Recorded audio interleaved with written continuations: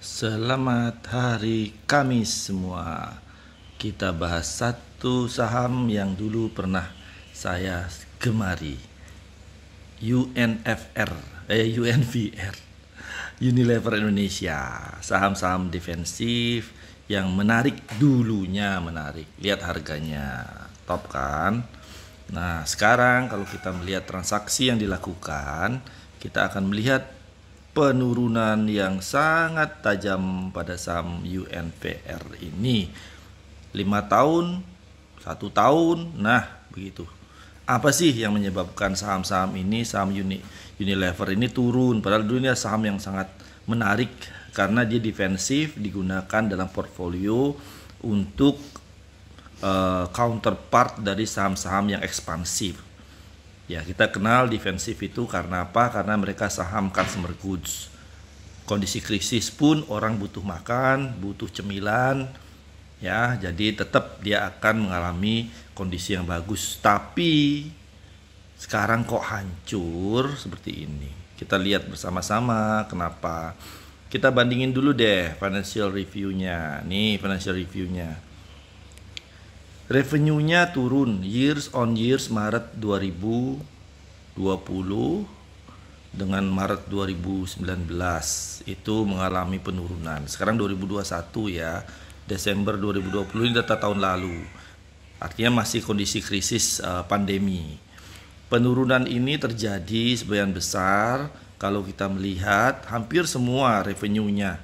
Dari revenue, net income, net profit, operating income semuanya turun, tapi net cash-nya bro hijau, cash on hand-nya bro hijau, cost of revenue-nya kacau. Perusahaan ini sebenarnya punya duitnya banyak, namun kita tahu consumer goods itu sekarang kalau di Indonesia pasar Unilever itu sudah masuk ke pasar mature. Sangat mature ya. Jadi mereka cenderung pasar yang defensif jadi sangat super defensif. Price to book value-nya, PBV kita kenal istilah, itu sekitar 50 kali. PER-nya, price earnings ratio-nya itu sekitar 34,48 kali.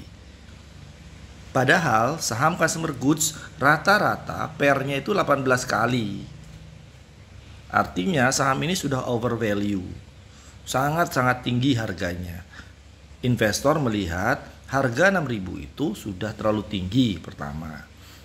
Kedua, perusahaan ini adalah perusahaan yang sudah sangat mature. Pertumbuhan revenue-nya nggak terlalu besar, bahkan cost of revenue-nya cenderung negatif. Sehingga kita akan kembali kepada titik keseimbangan dari perusahaan ini. Berapa titik keseimbangannya? Kalau kita melihat titik keseimbangan saham Unilever ini, menurut saya dia akan turun sampai ke level 5.200 plus minus. 5.200 plus minus ya. Artinya dia akan terus turun. Bagi yang sudah punya saham ini, Anda bisa saja cut loss kalau Anda punya target cut loss. Kalau nggak punya, ya simpen aja di pojokan lemari, nunggu kalau harganya naik. Bagi yang belum punya, minggir saja, jangan beli saham ini dulu ya. Ingat target sekitar 5.400 plus minus. Terima kasih Unilever, semoga berjaya lagi lah.